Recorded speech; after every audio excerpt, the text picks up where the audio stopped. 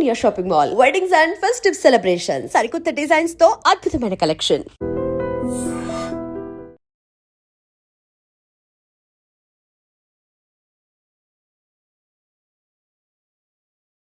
నమస్తే, welcome to healthy conversations with IT media. నేను మీ Jhansi. So ఈరోజు మనతో ఉన్నారు హీలర్ ఆక్యుప్రెజరిస్ట్ జనార్దనాచారి గారు. చాలామందికి యూరినరీ ఇన్ఫెక్షన్స్ వస్తూ ఉంటాయి కదా. ఈ యూరినరీ ఇన్ఫెక్షన్స్ అన్నిటికీ కూడా చాలా చక్కగా పనిచేసే ప్రెషర్ పాయింట్స్ ఉన్నాయట. సో ప్రెషర్ పాయింట్స్ ఏంటి, అవి ఎలా పనిచేస్తాయి, యూరినరీ సమస్యలు రాకుండా ఉండాలంటే ఏం చేయాలి, ఈ విషయం గురించి తెలుసుకుందాము. నమస్తే సార్. నమస్తే అమ్మా. సో ఎలాంటి మెడిసిన్ లేకుండా ఆక్యుపంక్చర్లో ఉన్న గొప్ప విషయం అదే. మెడిసిన్ లేకుండా మనం కొన్ని ప్రెషర్ పాయింట్స్తో మనం వాటిని హీల్ చేసుకుంటున్నాం. మరి యూరినరీ ఇన్ఫెక్షన్స్కి ఎలాంటి ప్రెషర్ పాయింట్స్ ఉన్నాయి, అసలు యూరినరీ ఇన్ఫెక్షన్స్ ఎందుకు వస్తాయి? ఇప్పుడు ఈ మధ్య పెరుగుతున్నాయి ఈ యూరినరీ ఇన్ఫెక్షన్స్, యూరినరీ ఇష్యూస్. అదేంటో మన నీళ్లు తక్కువ తాగుతున్నారని చాలా సర్వేలు చెప్తున్నాయి. ఒక 60%, 70% పీపుల్ తాగాల్సిన నీళ్ళ కన్నా కూడా తక్కువ తీసుకుంటున్నారు. సరే, ఒక యావరేజ్గా అందరూ ఇప్పుడు సాఫ్ట్వేర్ అని చెప్పో లేకపోతే డెస్క్టాప్ జాబ్స్లో ఉంటున్నారు కదా, వాళ్ళు ఎంత వాటర్ తాగాలి? ఇప్పుడు ఆక్యూ పంక్చర్ లేదా ట్రెడిషనల్ చైనీస్ మెడిసిన్ చెప్పేది ఏంటంటే ఇన్ని లీటర్లు అన్ని లీటర్ అని కాకుండా దాహం అయినప్పుడు తాగమంటాం. మీరు దాహం వేస్తే నీళ్ళు తాగండి, అంతేగాని ముందే ఒక 2 లీటర్ తాగి పెట్టుకుందాము అనే కాన్సెప్ట్ మేము చెప్పాం. ఓకే, ముందర స్టోర్లో పడి ఉంటాయి, తినాలనిపించినప్పుడు తినేయాలి, ఆకలిస్తే తినాలి. ఆకలి లేదు, ఇప్పుడు లంచ్ టైం అయింది 1 o'clock, ఆకలి లేదు తినకండి, లంచ్ టైం అయింది కదా అని తినకూడదు. ఎవరో ఒక ఆయన 4 లీటర్ తాగమన్నారు కదా అని తాగకూడదు. మనకు దాహం అవుతుంది లేదా అనేది ఇంపార్టెంట్. కానీ దాహం అవుతున్నా కూడా వర్క్ ప్రెషర్లో ఉండి సాఫ్ట్వేర్ వాళ్ళు ముఖ్యంగా తర్వాత తాగొచ్చులే అలా వాయిదాలు వేయకూడదు. తర్వాత కొంతమంది ఎస్పెషల్ విమెన్, స్త్రీలు బయటకు వెళ్తారు, అక్కడ వాష్రూమ్స్ ఉంటాయి, అవైలబుల్ ఉంటాయో లేవో, నీట్గా ఉంటాయో ఉండవు అని వాటర్ తాగడం మానేస్తారు. సో ఇలాంటి చేయకూడదు. అందువల్ల వాటర్ కన్సంప్షన్ చాలా చాలా ఇంపార్టెంట్. అసలు నీళ్లు కీళ్ళు అని ఈ మధ్య చెప్తున్నారు, నీళ్లు బాగా తాగకుంటే కీళ్ళ నొప్పులు వస్తున్నాయి, జాయింట్ పెయిన్స్ వస్తున్నాయి కదా సార్. ఏవో మినరల్ వాటర్ తాగద్దని చెప్తున్నారు. తాగకూడని వాటర్ అది బ్యాలెన్స్ ఉండాలి, బ్యాలెన్స్ ఉండాలి. అంటే తాగకూడని నీళ్లు తాగినా వస్తాయి, కల్తీ అదేమో ఈ మధ్య కాలం రకరకాల వాటర్లు వచ్చాయి కదా, అక్కర్లేదు. మన ట్యాప్ వాటర్ చాలు, బాయిల్ చేసుకొని తాగొచ్చు చల్లార్చుకొని. సో అందువల్ల వాటర్ సఫిషియెంట్గా తాగకపోవడం వల్ల వచ్చేదే మేజర్గా ఒక మేజర్ రీజన్ ఇది. రెండోది ఏంటంటే ఉప్పు కన్సంప్షన్. ఉప్పు బాగా ఎక్కువ కన్జ్యూమ్ చేస్తాం కదా, తీసుకుంటున్నాం. యూరినరీ ఇష్యూస్ సాల్ట్ దగ్గర సంబంధం ఉంది. ఎందుకంటే యూరిన్, కిడ్నీ, బ్లాడర్ ఈ 3 వాటి యొక్క టేస్టే సాల్ట్ బాగా ఇన్ఫ్లుయెన్స్ చేయగలుగుతుంది. అందువల్ల ఏంటంటే ఇప్పుడు మనం యూరినరీ ఇష్యూస్లో మేజర్ మనకు కనబడేది చూడండి గమ్మత్తుగా, కొంతమంది యూరిన్ ఆపుకోలేరు, యూరినరీ అర్జెన్సీ అంటాం. యూరినరీ అంటే వాళ్ళకి వెంటనే వెళ్ళాలి, బాత్రూమ్కి వెళ్ళాల్సిందే, అంత అర్జెన్సీ ఉంటుంది. కొంతమందికి ఏమో యూరిన్ రిటెన్షన్ ఉంటుంది, యూరిన్ రాదు, కాళ్ళలో వాపులు వచ్చేస్తాయి. ఇంకొంతమందికి ఏమో ఫ్రీక్వెంట్గా వస్తాయి, యూరినరీ ఫ్రీక్వెంట్ యూరినేషన్ అంటాం. ఇంకొంతమంది బర్నింగ్ సెన్సేషన్ ఉంటుంది. సో అనేక రకాలు బర్నింగ్ ఉంటుంది. సో ఫోమ్ వస్తుంది కొంతమందికి. ఫోమ్ అంటే ఒక రకమైన నురగ, యూరిన్లో నురగ రావడం, యూరిన్లో డార్క్ యూరినేషన్ రావడం, ఒక్కోసారి యూరిన్లో డార్క్ కాకుండా కొంచెం బ్లడ్ కూడా వచ్చే అవకాశాలు ఉన్నాయి కొన్ని సందర్భాల్లో.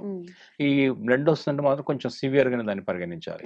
రక్తం వస్తుంటే కొంచెం ఎక్కడో ఇబ్బందులు ఉన్నాయి, రక్త ప్రసరణ వ్యవస్థలోనే ఉంది అంటే కొంచెం సివియర్గా రిపీటెడ్గా చాలా రోజుల నుంచి వస్తే అది ఇంటర్నల్గా ఏమైనా డ్యామేజ్ జరుగుతుందా అనేది కూడా చూడాలి. అంటే రక్తం బ్లడ్ వెజల్స్లో వెళ్ళాల్సిన రక్తము బయటకు లీక్ అవుతుంది కదా, యూరిన్లోకి వచ్చేస్తుంది కదా.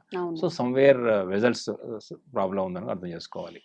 దానికి రకరకాల కారణాలు, కిడ్నీలో స్టోన్స్ ఉన్నా కూడా ఒక్కోసారి రక్తం వచ్చే అవకాశం ఉంది, యూరిన్ రక్తం వస్తుంది, రెడ్ కలర్ వస్తుంది. సో ఇవన్నీ సరే, ఏ ప్రాబ్లం అయినా సరే, కిడ్నీ లేదా బ్లాడర్, యూరినరీ ఇష్యూ ఏదైనా సరే, అది అర్జెన్సీ అయినా, ఫ్రీక్వెంట్గా వెళ్ళాల్సిన లేదా అసలు కొంతమంది యూరిన్ రాదిక, కొంతమంది యూరిన్ రాకుండా పొట్టం దుబ్బిపోతుంది, యూరిన్ పాస్ చేయలేరు, ముఖం అంతా స్వెల్లింగ్, ఇలా ముఖం ఉబ్బే, వాటర్ వెళ్ళడం లేదు కదా.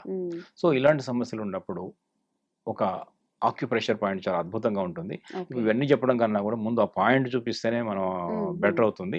ఎందుకంటే అది దాన్ని అర్థం చేసుకుంటే అప్లై చేయగలుగుతారు, దాని బెనిఫిట్ పొందగలుగుతారు. సో ఇప్పుడు ఇందాక చెప్పే ఏ సమస్య, యూరిన్ సంబంధించిన ఏ సమస్య అయినా సరే ఇప్పుడు మీరు చెప్పబోయే ఒక ప్రెషర్ పాయింట్, ఒకటేనా? ఒక ప్రెషర్ పాయింట్ చాలా సరిపోతుంది.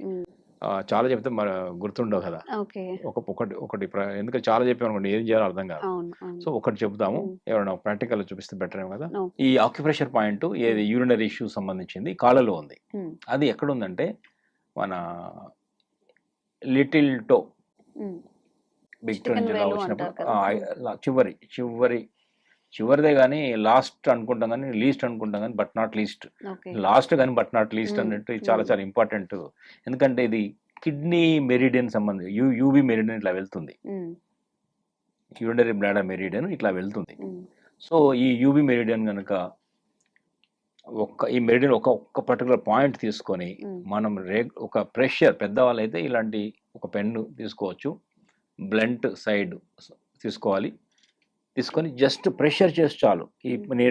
మన ఆక్యుప్రెషర్ ఈ విభాగంలో ఈ డిఫరెంట్ ఎపిసోడ్స్లో ఏది చెప్పినా సరే ప్రెషర్ మాత్రమే చేయాలి. అది జెంటిల్ ప్రెషర్ చేయాలి, లేదంటే మసాజ్ కూడా చేయొచ్చు. లేదా ఏది లేదు అంటే ఇలా ఇక్కడ కొంచెం హార్డ్గా ఉంటుంది కాబట్టి ఈ బొటన వేలుతో కూడా ప్రెషర్ చేయొచ్చు, ఇలా కూడా చేయొచ్చు. ఏది దొరకనప్పుడు, ఎక్కడ ఉన్నాను, పెన్ను కూడా దొరకలేదు, ఇలా చేయొచ్చు. ఇప్పుడు ఈ పాయింట్ ఎక్కడ ఉందంటే చివరి లిటిల్ టోలో ఈ గోర్ నుంచి ఇలా కిందికి వచ్చినప్పుడు ఇది ఒక జాయింట్, ఇది చూస్తున్నారా, ఇది ఇక్కడ నుంచి ఇలా వచ్చినప్పుడు కనిపిస్తుంది కదా, ఈ బ్లాక్, ఇది కొంచెం డార్క్ కలర్ షేడ్, ఇది వైట్ లో ఉంటుంది. ఇలా కిందకి ఇలా వచ్చినప్పుడు ఇది ఒక జాయింట్, ఇలా వచ్చినప్పుడు ఇది ఇంకో జాయింట్, ఈ సెకండ్ జాయింట్ లో ఉంది. ఈ సెకండ్ జాయింట్ ప్రెషర్ పాయింట్ ఉంది. ఇది UB65, యూరినరీ బ్లాడర్ లో 65 పాయింట్. ఈ పాయింట్ కనుక చేయండి, యూరినరీ ఇష్యూస్ ఉన్న వాళ్ళు ఇక్కడ మెల్లగా ఇలా చేయండి, తెలుస్తుంది. సో ఇక్కడ సమస్య ఉంది, ఈయన కూడా సమస్య ఉంది. సో ఇలా ఒక 60 సార్లు ఇలా నొక్కి వదలడం చేయండి. 2 కాళ్ళు కూడా చేయొచ్చు, ఒక పూట ఈ కాలు, ఇంకొక పూట ఇంకో కాలు చేయొచ్చు. ఇలా చేయండి ఒక 2 రోజుల్లోనే. కొంతమందికి ఒక రోజులోనే నైట్ యూరినేషన్ వెళ్తుంటారు, కొంతమంది 4 సార్లు వెళ్తుంటారు. నైట్ ఎంతమంది అడుగుతాం మేము, నైట్ యూరినేషన్కి లేస్తారా అని పేషెంట్స్ని అడిగినప్పుడు, కొంతమంది ఒకసారి వేస్తాము, 2 సార్లు వేస్తాము, కొంతమంది 4 సార్లు 5 సార్లు వేస్తాం అనే వాళ్ళు కూడా ఉంటారు. ఎంత డిస్టర్బ్ అవుతుంది చెప్పండి, నైట్ అంతా బాత్రూమ్కి వెళ్ళడం రావడం, మళ్ళీ నిద్ర పట్టడం, మళ్ళీ టైము, ఆ నిద్ర డిస్టర్బ్ అవుతుంది, స్లీప్ డిస్టర్బ్ అవుతుంది, ఇటు డైజెషన్ ఇబ్బంది అవుతుంది. సో ఇవన్నీ కాకుండా ఇలా ఎక్కువ సార్లు నైట్ యాక్చువల్గా యూరిన్కి వెళ్ళకూడదు, నైట్ యూరిన్ రాకూడదు. 10:30 పడుకుంటే మళ్ళీ 4:35 దాకా మనకు ఆ యూరినేషన్ రాకూడదు అనేది హెల్దీ, అదొక సిస్టమ్. కానీ డేలో ఒక 5-6 సార్లు వెళ్ళాలి. కానీ నైట్ కూడా లేస్తున్నామంటే ఏదో ఒక యూరినరీ ఇష్యూ ఉందని అర్థం. ఇక కొంతమందికి మధ్యలో వెళ్తున్నప్పుడు పిల్లలు కూడా చూశాను నేను, చిన్న పిల్లలు కూడా, వాళ్ళు యూరిన్ అంటుంటారు, పాస్ ఎక్కడ, వాష్రూమ్ ఎక్కడ అంటుంటారు, షాపింగ్ మాల్ దగ్గర బయటకు వెళ్ళినప్పుడు అక్కడక్కడ వెతుకుతుంటారు. సో యంగ్స్టర్స్లో కూడా కనిపిస్తుంది. జనరల్గా యూరిన్ సమస్య ఎప్పుడు రావాలి, ఒక వృద్ధాప్యంలో రావాలి. వృద్ధులు కదా యూరిన్ సమస్యలు వచ్చేవి, ఎక్కువ సార్లు రావడం, ఆపుకోలేకపోవడము, ఆ యూరినేషన్ అన్ని కూడా అప్పుడు వస్తాయి. కానీ పిల్లలు కూడా కనిపిస్తుంది. ఈ జంక్ ఫుడ్స్ హ్యాబిట్స్ మారాయి, లైఫ్ స్టైల్ మారింది కాబట్టి, డయట్ మారింది కాబట్టి. సో వాళ్ళందరి కోసం చెప్తున్నాను ఈ పాయింట్. అది ఏ సమస్య అయినా కానీ, యూరిన్ ఎక్కువ రాని, యూరిన్ తక్కువ రాని, యూరిన్ రాకపోని, మంటగా రాని, నొప్పి ఉండని, ఏ కలర్ అయినా సరే, ఎనీ యూరిన్ ఇష్యూ ఉంది, ఈ ప్రెషర్ పాయింట్ ఈ ఒక్క పాయింట్ 2 కాళ్ళలో UB65 కనుక కరెక్ట్ గా రెగ్యులర్ ఒక 2 రోజులు 3 రోజులు చేయండి. 4 సార్లు యూరిన్ వెళ్ళే వాళ్ళు అదే రోజు, ఇవాళ 2 సార్లు చేశారు, నైట్ 4 సార్లు వెళ్ళే వాళ్ళు 2 సార్లు వెళ్తారు. ఒక్క రోజుకే ఇవాళ చేయండి, ఈ నైట్ 2 సార్లు వెళ్తారు, లేదా ఒక్కసారి ఖచ్చితంగా తగ్గుతుంది. అలా రెగ్యులర్గా ఒక 2-3 రోజులు, 4 రోజులు, వారం రోజులు చేయండి. రెగ్యులర్ ఏమవుతుంది ఇక్కడ, ఏం పాయింట్స్ ఇవి అని మీరు అడుగుతారు. ఏం పాయింట్స్, ఎందుకు ఇలా జరుగుతుంది? ఇవన్నీ కూడా ఆక్యుప్రెషర్ రహస్య బిందువులు. శరీరం లోపల అనేక ఇవి చూసారు మోడల్, అన్ని పాయింట్స్ ఉంటాయి. ఆ సీక్రెట్ పాయింట్స్ ప్రెషర్ చేయడం ద్వారా ఇంటర్నల్ గా అనేక మార్పులు వస్తాయి. హార్మోనల్ ఇంబ్యాలెన్స్ కూడా తగ్గుతుంది, బ్లడ్ సర్క్యులేషన్ కూడా పెరుగుతుంది, డైజెస్టివ్ సిస్టమ్ రెగ్యులేట్ అవుతుంది, బ్రీతింగ్ రెగ్యులేట్ అవుతుంది. సో మోషన్, నిద్ర, అనేక సమస్యలకి ఈ పాయింట్స్ పనికొస్తాయి. ఇప్పుడు ఈ పర్టికులర్ UB65 అంటే ఏంటంటే యూరినరీ బ్లాడర్ లో wood, water and wood point. Wood అంటే ఆకాశతత్వం, ఆకాశతత్వం అంటే స్పేస్, ఆకాశం అంటే స్పేసే కదా. సో బ్లాడర్ కి ఒక స్పేస్ క్రియేట్ చేస్తుంది. ఎనర్జీ అప్పటిదాకా ఇలా ఉన్న బ్లాడర్ ని ఇలా స్పేస్ క్రియేట్ చేయడం ద్వారా దాన్ని అకామిడేట్ చేయక మూవ్మెంట్ స్టార్ట్ అవుతుంది. స్పేస్ అంటే మూవ్మెంట్. ఆ మూవ్మెంట్ స్టార్ట్ అయినప్పుడు ఏమవుతుందంటే ఎనర్జీ రెగ్యులేట్ చేసుకుంటుంది. అది ఎంత ఉండాలి, ఎంత బయటకు వెళ్ళాలి అనే సిస్టమ్స్ రెగ్యులేట్ అవుతాయి. అయినప్పుడు ఏంటంటే కరెక్ట్ యూరిన్ పాస్ అవుతుంది.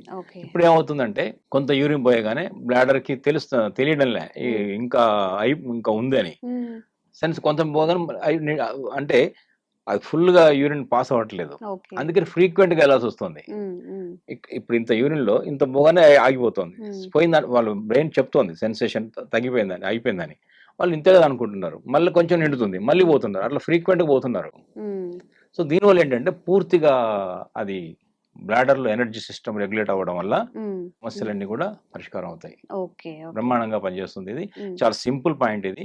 దీంతో పాటు ఏంటంటే ఉప్పు బాగా తగ్గించమని చెప్పాము. ఉప్పు, కారం, పులుపు 3 తగ్గించి, ఉప్పు, కారం, పులుపు ఈ 3 చింతపండు లాంటివి బాగా తగ్గించమని చెప్పాము. తినాల్సిన పదార్థాలు ఏంటంటే అంటే ఉప్పు ఉండాలి కానీ ఎక్కువ ఉండకూడదు, బ్యాలెన్స్ ఉండాలని చెప్పాము మొదటి నుంచి కూడా. సాల్ట్ చాలా మంది సాల్టీ ఉన్న పదార్థాలు తింటుంటారు, బేకరీ ప్రొడక్ట్స్ కానీ, ఈ బిస్కెట్స్ లో కానీ సాల్ట్స్ అన్ని కలుపుతుంటారు. ఈ తర్వాత ఈ ప్రిజర్వేటివ్స్, పదార్థం ఎక్కువ కాలం నిల్వ ఉండాలని సాల్ట్స్ కలుపుతారు కదా. సో అవి తినడం వల్లనే ఈ సమస్యలు వస్తున్నాయి. కొంచెం తగ్గించాలి. ఈ ముఖ్యంగా టీ కాఫీలు మానేయాలి.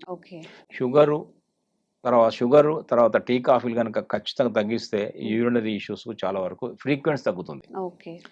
మీరు ఇప్పుడు షుగర్ ఏం చేస్తుంది, లోపలికి వచ్చింది, ఆ షుగర్ బయట పంపించే మార్గాలలో యూరినే కదా. ఈ 2 రోజులు చాయ్ కాఫీలు మానేసి చూడండి, 4 సార్లు 5 సార్లు నైట్ లేచేవాళ్ళు 2 సార్లు తగ్గుతుంది. ఈ ట్రీట్మెంట్ అక్కర్లేదు, ట్రీట్మెంట్ కూడా అవసరం లేదు, అంత యూరిన్ పనిచేస్తుంది. ఏంటి, టీ కాఫీలు తగ్గిస్తే. సో ఎవరైనా కానీ ఈ గాల్ బ్లాడర్ ఇష్యూస్ ఉన్నప్పుడు, యూరినరీ ఇన్ఫెక్షన్స్ ఉన్నప్పుడు చక్కగా మీరు ఈ ప్రెజర్ పాయింట్స్ని అప్లై చేసుకోండి, చాలా వరకు రిలీఫ్ అయితే వస్తుంది అంట. మీరు అప్లై చేసి మీకు ఎలా రిజల్ట్ ఉందో కూడా మీ ఫీడ్బ్యాక్ కూడా మాకు చాలా ఇంపార్టెంట్ కాబట్టి తప్పకుండా కామెంట్ కూడా చేయండి. ఇంకెలాంటి సమస్యలు ఉన్నా కామెంట్ చేయండి, తప్పకుండా వీడియో చేసే ప్రయత్నం చేస్తాం. Thank you so much. నమస్తే.